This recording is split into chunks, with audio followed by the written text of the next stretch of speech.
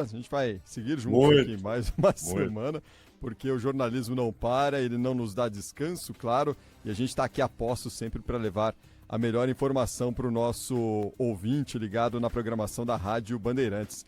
Não para, principalmente lá no norte do país, não vai parar pelos próximos dias, porque começou hoje a COP30, inclusive o primeiro dia oficial de debates e discussões que envolvem o meio ambiente, os setores ligados ao meio ambiente, discutindo soluções aí para o planeta Terra em diversos setores. E claro que a equipe do Grupo Bandeirantes está mobilizada na capital paraense, lá em Belém, para informar a gente e trazer para o ouvinte a melhor informação. E é para lá que a gente vai nessa abertura do Bandeirantes Acontece, para atualizar as informações sobre a COP30 aqui no Bandeirantes Acontece. Pedro Campos está conosco, tem informações deste primeiro dia de trabalhos oficialmente aí em relação à Conferência do Clima da ONU, né, Pedro? Boa tarde para você.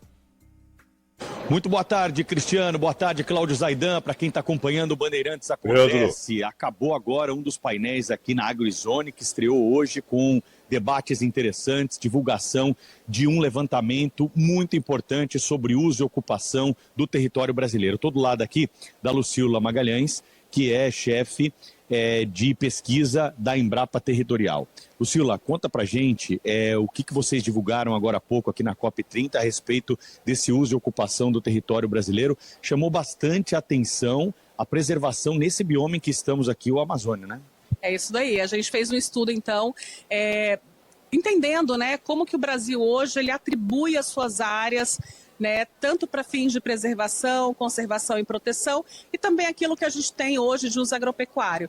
E o Bioma Amazônia, né, foi um dos gráficos que eu apresentei, a gente tem praticamente 84% da área do bioma dedicada à proteção, preservação e conservação ambiental, seja dentro das terras indígenas, florestas em áreas militares, as unidades de conservação de proteção integral, as de uso sustentável e também pelo produtor rural dentro das suas propriedades privadas. Então é bastante interessante, usando apenas, né, aí cerca de 14% dessa área para a produção, né, de fibras, alimento e energia aqui no bioma Amazônia, né, então mostrando essa grande riqueza que o bioma tem, né, além também dos potenciais que a gente tem aí de incorporação, de recuperação, de intensificação do uso das áreas de pastagens, né, hoje para cada hectare que a gente tem, na verdade a gente tem, né, para cada hectare de áreas de lavoura, né, apenas 2% de áreas de lavoura na Amazônia, né, o restante é área de pastagem, mostrando que a gente tem aí um grande potencial de aumentar a nossa produção de alimentos, de fibra e energia, usando essas áreas de pastagens que já estão abertas, né, evitando aí, diminuindo a pressão sobre as áreas ainda que estão intactas aqui no bioma.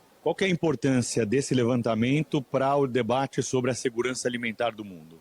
Olha, ele é extremamente importante, porque a gente pensa, né, o Brasil hoje, ele é um grande produtor de alimentos, alimenta tanto o brasileiro quanto, né, a gente tem uma grande aí participação na exportação, não só, né, também das grandes commodities, os grandes produtos que são exportados, temos cerca de 10 produtos onde o Brasil é um grande player na exportação, mas acho que localmente a gente precisa olhar esses dados para a segurança alimentar da população da Amazônia, né? O doutor Alfredo Roman, depois de mim, ele mostrou aí o quanto que ainda que a gente importa alimentos que vêm majoritariamente do Sudeste, né? Então, como é importante a gente olhar para essas áreas, trazer tecnologia, acesso a crédito para que esses produtores consigam sim incorporar as melhores tecnologias e aumentar a produção de alimentos para trazer segurança alimentar para as nossas crianças também aqui na Amazônia, né? A gente tem dados aí do Ministério do Desenvolvimento Social que mostram altos números, né, de crianças acompanhadas pelo Bolsa Família, que ainda tem déficit de peso e altura para a idade, o que é considerado aí o mapa da insegurança alimentar e nutricional. Então a gente precisa, né, fazer esse uso dessas áreas para a geração de alimentos, para que ela seja cada vez, né, a agricultura na Amazônia, ela seja cada vez mais importante,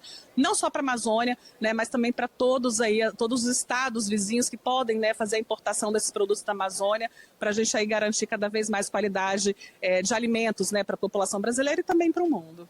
Obrigado, viu, Lucília, pela sua atenção aqui conosco na Rádio Bandeirantes. Parabéns aí pelo levantamento. Muito obrigada, um prazer estar com vocês. Valeu. Cristiano e Zaidan, então aqui direto da AgriZone. A gente volta aí pro estúdio. Daqui a pouquinho tem mais informação na programação da Rádio Bandeirantes. Valeu. Pedro Campos conosco direto de Belém, no Pará, trazendo atualizações sobre a COP30, que abriu nessa segunda-feira os debates de fato por lá.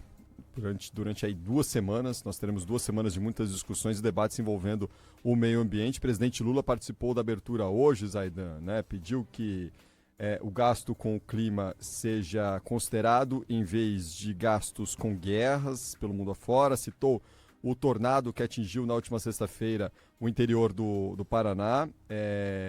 Falou em acabar com os negacionistas do clima e, claro, defendeu Belém como sede ali no coração da Amazônia, atraindo olhares do mundo pelos próximos dias. E por aí a gente vai, Zaidan, com muitos debates que certamente seguirão e tomarão, ganharão os holofotes ao longo das próximas semanas, não só aqui no Brasil, mas mundo afora, né? Mas vamos ver como que chega lá na frente, né, Zaidan? Quais acordos que a gente consegue fechar em relação a essas questões. O Pavec, é preciso realismo, né? O problema existe, mas tem de ser encarado com realismo, e não idealizando situações e tal, e frases feitas. A ausência total dos Estados Unidos simplesmente só não ignorou o evento porque fez algumas considerações pejorativas, mas sem nenhuma participação e considerando, inclusive, algo a ser, não é nem evitado, mas desprezado. E a China com uma subrepresentação. A China, inclusive, ela está condicionando determinados níveis de investimento ao nível de crescimento do seu produto interno bruto. Então, não é algo líquido e certo. Depende do nível de crescimento da economia chinesa para que haja a concordância da China com algumas metas estabelecidas. Alemanha e Reino Unido colocaram muitos obstáculos para a participação nesse fundo. A ideia desse fundo, Pavec, não é nem algo recentíssimo. Eu me lembro, você deve se lembrar também, quando a Bolívia recebeu aporte internacional para preservar parte da sua floresta. Então ela recebia uma grana, essa era a ideia. Uhum. E, em troca, havia a garantia de que, pelo menos, partes da floresta seriam preservadas, integralmente preservadas. Só que não era um fundo de investimento. O que se propõe agora é um fundo de investimento, ou seja, a iniciativa privada coloca dinheiro, é como um investimento em renda fixa. Então, você compra um papel já com o rendimento pré-estabelecido. Essa é a ideia. Há riscos? Qualquer investimento é portador de riscos, né? Investimento financeiro é portador de riscos. Mas é uma ideia. E aí, países que não têm esses recursos, mas que têm áreas a serem preservadas, poderiam trabalhar com esse fundo. A ideia é boa, mas o nível de adesão é que vai determinar se isso vai funcionar ou não. E só um último aspecto com relação a esse levantamento que foi feito e a entrevista que o Pedro trouxe, e a Embrapa ela tem um trabalho formidável no Brasil inteiro, poderia ter um trabalho ainda mais amplo se tivesse mais recursos, mas é um pessoal muito bom, muito competente. E a restauração, a recuperação dessas áreas degradadas não é coisa barata. Mas deixar como está ou simplesmente assistir à degradação é muito mais caro. E é considerável no mundo o percentual de terras degradadas. Então, investir em recuperação, isso vale o verbo investir, não é um gasto qualquer, é investimento, porque se você permite que a degradação continue, o que vai acontecer? Além de você perder área de plantio, o que é um prejuízo imenso, os produtores serão obrigados a abrirem outras áreas, o que, inclusive, leva a consequências ambientais. Então, é preciso muita atenção para esse problema, que é a necessidade de recuperação das áreas degradadas, Panvec. E o Pedro falava conosco direto da AgriZone, né, que é uma das zonas lá da COP30 em Belém. No fim de semana eu conversei com a Samantha Pineda, advogada, especialista em direito socioambiental no Brasil com o Zaidan, e ela justamente destacava esse trabalho que o agro vai fazer na COP30 e todos os desafios que o agro vai ter para mostrar, inclusive na COP30, pontos, inclusive, que foram levantados aí e elencados pela representante da Embrapa na conversa com o Pedro.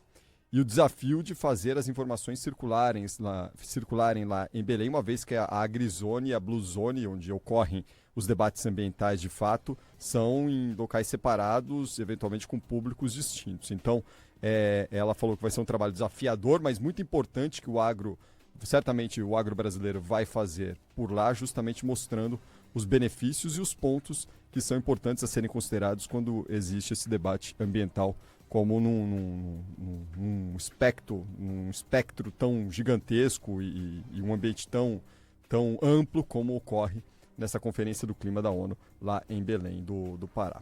Vai ser um trabalho interessante que a gente vai acompanhar de perto e, claro, informar o ouvinte da Rádio Bandeirantes.